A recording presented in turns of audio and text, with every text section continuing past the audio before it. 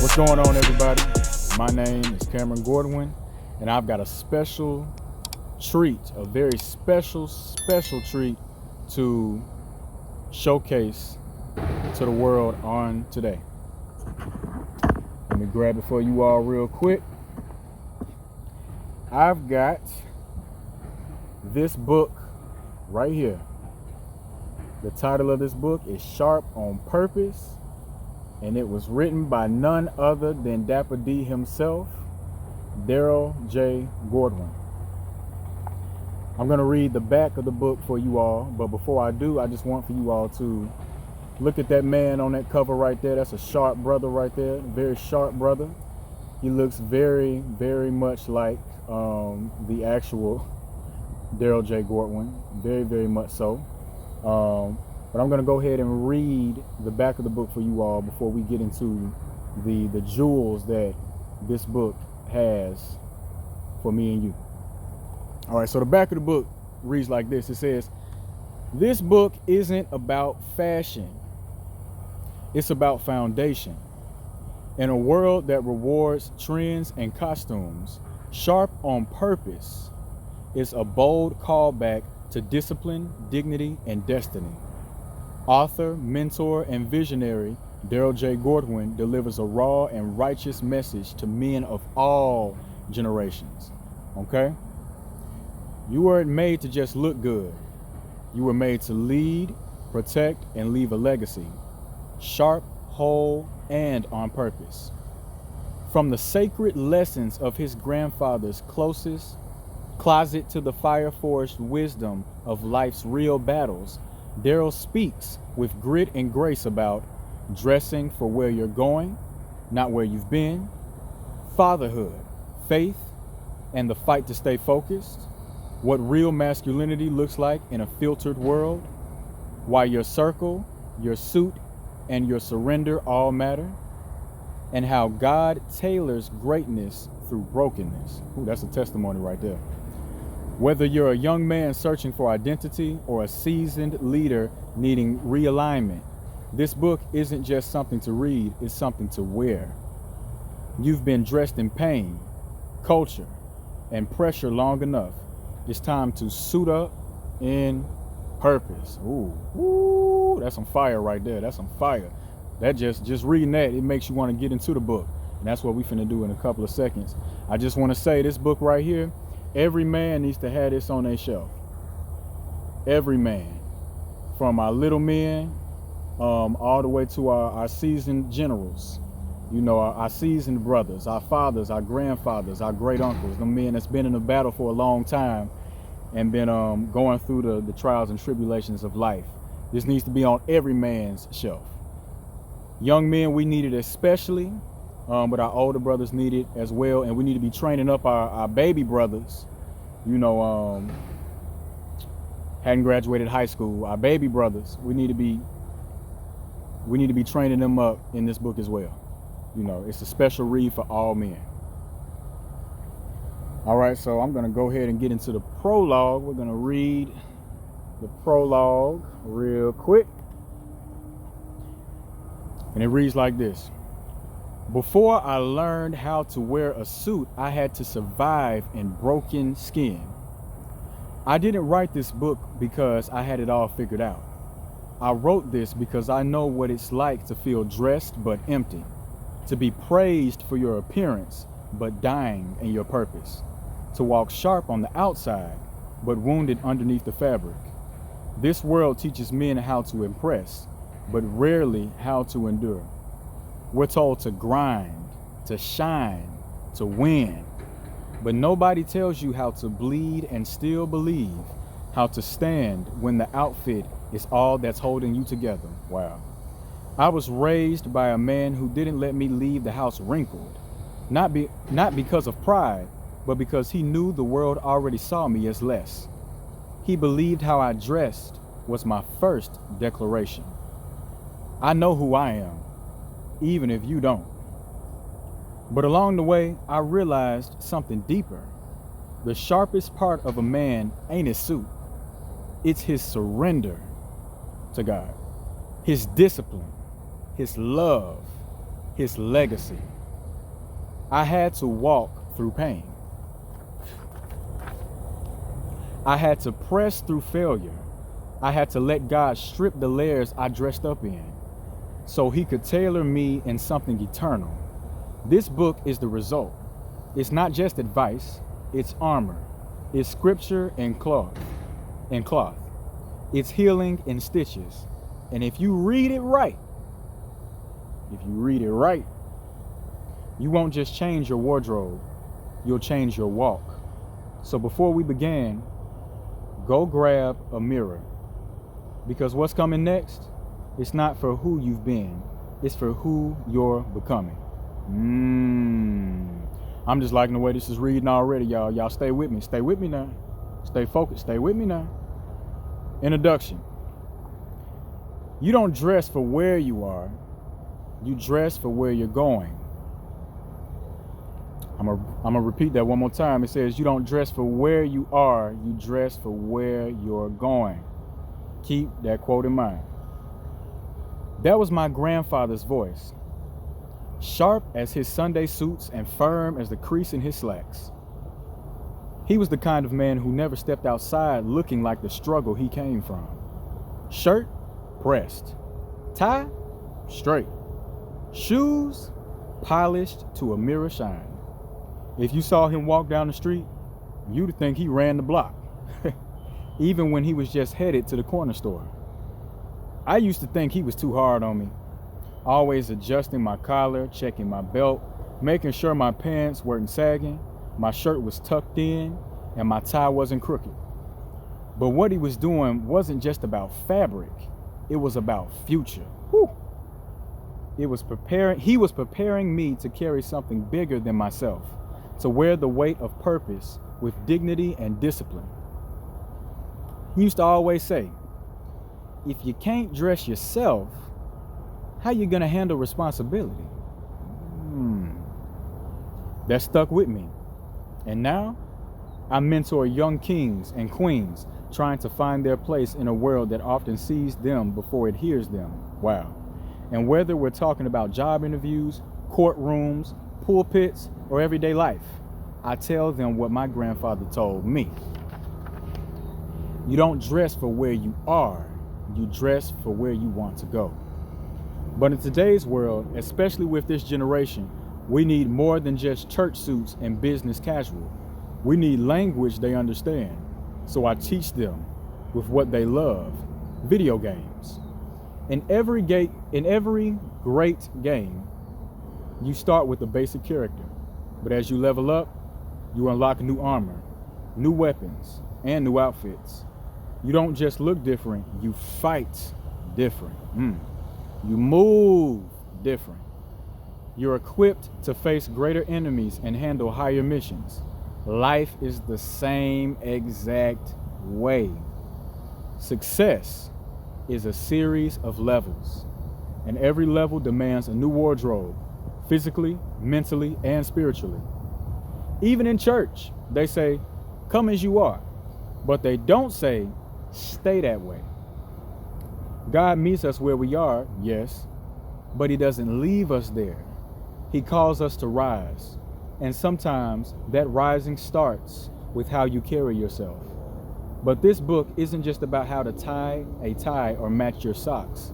This is about dressing your spirit right, getting your mind in order, preparing your circle to match your calling, and stepping into your future with intention, not just ambition. I tell my mentees all the time, your circle needs 3 pieces: elders to pour into you, peers to grow with you, and youth to give back to. And just like your wardrobe, your circle needs to fit right. That's facts. So this book is for the young man trying to find his stride. It's for the father trying to lead by example. It's for the woman raising kings and praying over their futures.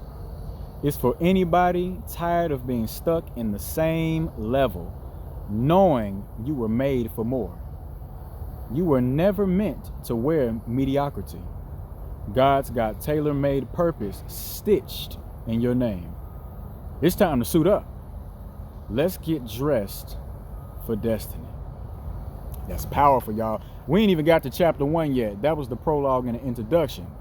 Now we finna get into chapter 1. But that was very, very powerful. That just makes you want to peel back the pages of this book and see what jewels Mr. Dapper D, Darryl J. Gordwin, has for us readers. So let's go ahead and get into chapter 1. Let's see what he's talking about. Chapter 1. The first fit. Why it matters. Before you speak, your presence already told the room who you are. Before you preach, before you lead, before you love, you wear something. And that first fit, that first impression, it speaks louder than your resume and quicker than your voice. The first fit isn't about clothes. It's about clarity. It's about understanding who you are, what you carry, and how you show up in a world built to size you down. What you wear is what they hear before you speak. When I was a boy, my grandfather would stop me at the door. Crooked tie? Nope. Ashy elbows? Gotta fix that. Wrinkled pants? Go press them again. No belt? Don't bother going outside. You don't dress for where you are, Darryl. You dress for where you're going. I didn't get it then, but now I understand. Because life will treat you based on how you treat yourself. If you walk like your purpose is random, don't be surprised when people ignore it. Facts. The first fit sets the standard. You teach the world how to interact with you, not by what you say, but by how you carry yourself. Are you walking in excellence or excuses? Are you covering chaos with style or clothing character with grace? Are you dressing for the moment or the mission? Your first fit tells them if you're thoughtful or just trendy, if you value yourself or perform for attention, if you're ready for impact or just here to be seen. The first fit establishes expectation for others and for yourself. You've been dressed since the beginning. Even Adam and Eve were aware of covering. When sin entered, the first thing they lost was their fit. And what did God do? He didn't leave them exposed. God covered them. Because even when we fall, God still dresses us. But he never dresses us in pride. He dresses us in purpose, repentance, grace, and identity. The wrong fit will cost you your peace. You ever wear something that looks good but feels wrong? That's how it is when you walk in an identity that ain't yours. When you wear expectations placed on you by parents, culture, or insecurity. When you perform for approval instead of dressing from within. That's not style, that's suffocation. And the truth is, some of us never got the first fit right. We put on fear early. We zipped up rejection. We laced our shoes with shame. And we never stopped to ask God, is this even what you wanted me to wear? That's insightful there. Mirror moment. Remember, he told y'all to grab the mirrors now. It's the mirror moment. What did I put on first? Did I start my day clothed in peace or panic? Am I wearing purpose or pretending? Who taught me to dress? And do I trust that teacher? These are questions we need to ask ourselves daily. Now here, this the real talk. The first fit matters because how you show up now is shaping who you'll become next. So if no one ever told you this, let me tell you now. You are not meant to blend in. You are meant to walk like a man who knows the master tailor personally. We know who that is. It's time to Hang up insecurity, fold the fear, burn the borrowed identities, and wear what actually fits your future. Because the first fit, it either builds the world's perception of you or confirms God's purpose already stitched within you. Wear it well, because this time, you know why it matters. Y'all, that is chapter 1 of Sharp on Purpose by Darryl J. Gordwin, aka the Dapper D, Dapper Don himself. So, some of you all may be wondering who I am. I told you all my name. My name is Cameron Gordwin. You know, obviously that means that I'm probably related to Mr. Darryl Gordwin. Darryl Gordwin is my father. I'm just gonna say, I'm gonna keep it brief. Speak from the heart. First and foremost, I love that man. That man, just with his wisdom alone, has gotten me through several chapters of my life, and his wisdom is coming from God. Okay, so there would be certain moments where we would be deep in conversation over the phone or in person when I would go visit him, and we would get to talking, and it was as if God was talking to me himself through my father. There would be times where I wouldn't be as vocal with things that I was going through. I'm still the same way. A lot of us black kings are. We were raised to be strong, not vulnerable. And we even are like that even with God. And God knows every single thing that we go through. He knows every single problem that we're struggling with. We won't even be vulnerable with God, you know.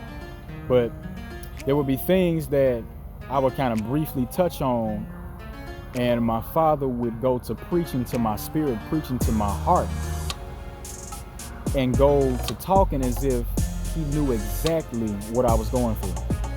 And I never directly revealed that to him. You know, so this is a man of God.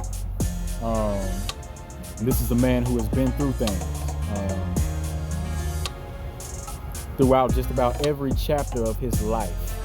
The trials have been there, as well as the triumphs, which is why he's still here, which is why he's producing great literature, great works, and really trying to leave behind a legacy